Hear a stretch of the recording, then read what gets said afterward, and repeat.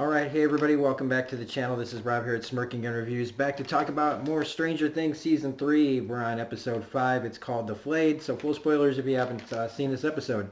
Yeah, I just want to say really quickly, I haven't said it yet, but David Harbour, man, like maybe the movie Hellboy wasn't that good, and I could have told you that like day one was not gonna be good, but probably not because of him, because he's just so fucking entertaining in this whole thing, and him and Winona's chemistry is just really really good.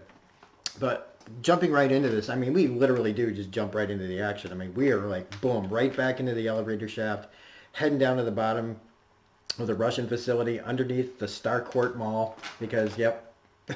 I know that Erica's talking about Tina and Uncle Jake's party, and that my mother will slit your throat if we don't make it there. I know we have to like basically ignore the time it would take to build this facility in unnoticed in the 80s. Now it just I know that they use the mall as cover, but still, like the level of work that would go into that, and patience. I mean, this thing would have had to have been built before, like, the whole thing was going down with fucking Will the first time, right? I don't know. I know I'm just supposed to. It is what it is, and I'm supposed to just accept it. And I gotta let myself enjoy the show and not worry so much about, on this show anyway, all the little details that could drive me insane. Joyce and Hopper also find the entrance, an entrance to this thing. Find a couple of Russians down there. One of them is like the one with the glasses that we saw earlier. And this is where, okay, so the big giant Russian guy, he's a robot, right? Because right now I'm just saying it, Stranger Things has a Terminator. And it's just another awesome thing because this season's really going all out with the homages. We've got stuff to all sorts of 80s movies and TV shows and stuff in this season. Plus it's during the daytime a lot. We're getting more day stuff instead of just everything being a spooky night. And I love it. I love that we're just getting these fun homages in a show like this. Like, why not? Like, let's just do it. But I mean, if he's not a robot, he's basically like a Russian version of Mr. Heavyfoot from The Kids in the Hall. And that's like a one percenter joke right there, guys. And also, I guess we're going to have to wait for round 3. I thought, okay, usually, the good guy loses the first fight and then comes back and wins. But we're not even getting to that point, because even though they get away from the Russian, I mean, he would have killed them, right? Even though Hopper got some good licks in, this guy's gonna get taken out. So I just wrote round 3 question mark. And then another mailbox gets run down. How many mailboxes have to die for our enjoyment? Seriously, poor mailbox. It made me think of Back to the Future's mailbox getting run over. That was the first thing I thought of. But Nancy and John realize now, like, with everything that's happened and their little kind of reunion, it's time to find Will, because Nancy knows that this is the shit's hitting the fan already. And then Hopper and Hopper and Joyce and the Russian.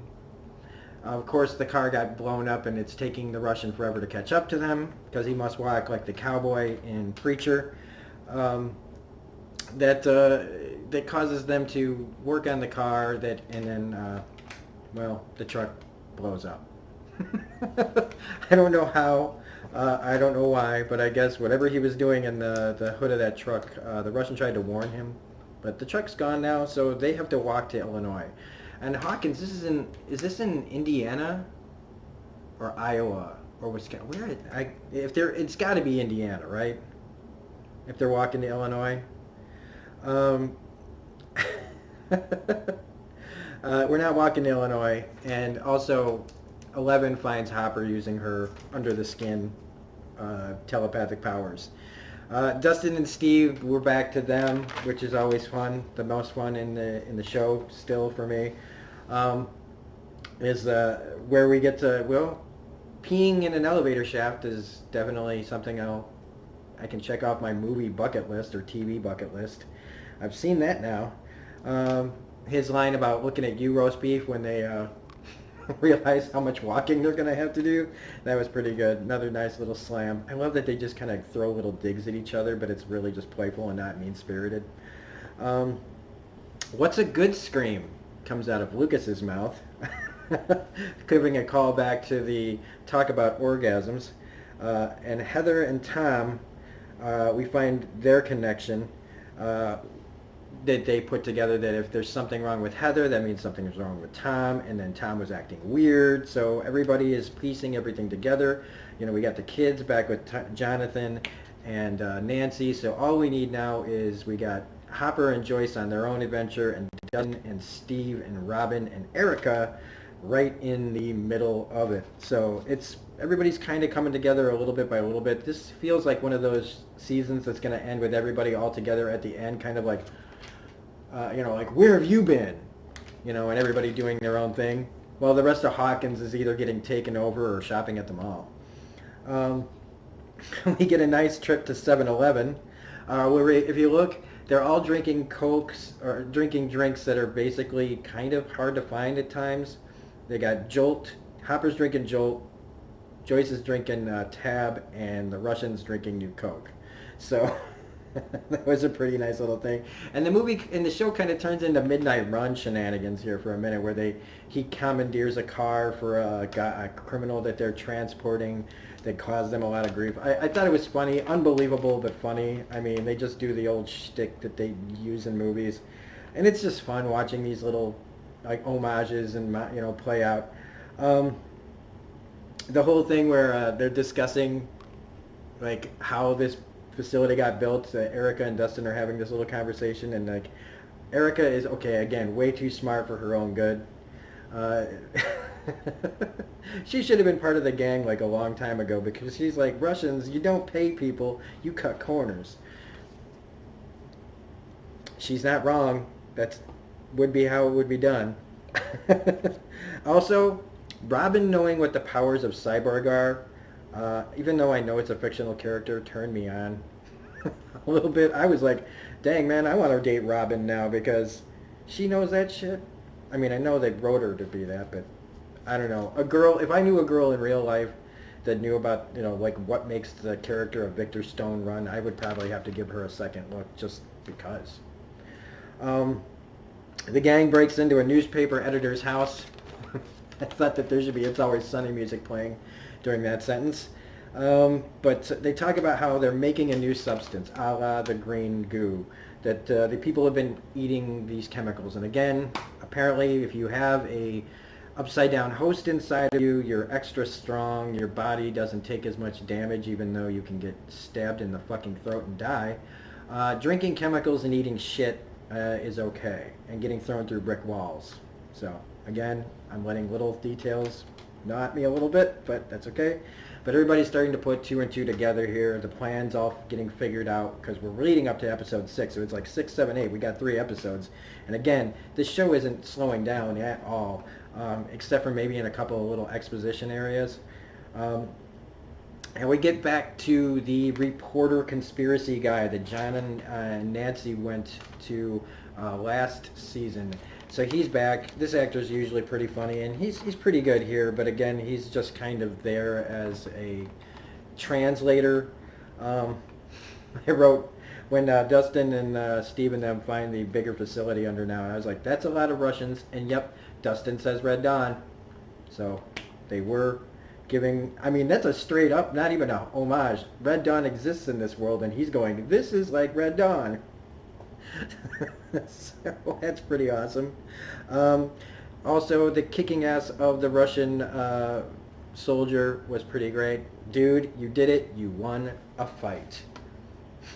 And hey, I mean, at least he can say, like, look, he got beat up by Jonathan, and he got beat up by Billy, but he was able to beat a Russian soldier up. So that's a little credible, like, he's actually trained. He beat up a trained guy. So that's pretty cool. Um, Also, stop fucking with the fabric of the universe, everybody.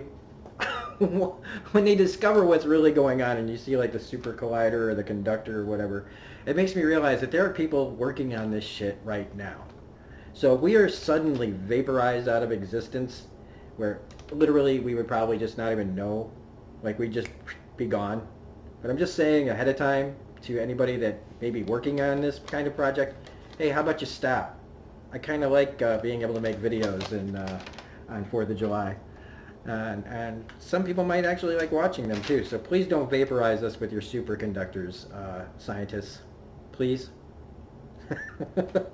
um, when they have to go to the hospital and the nurse is like, she brought a whole damn zoo in here. That was good. And then John and Nancy make up, which I drew a heart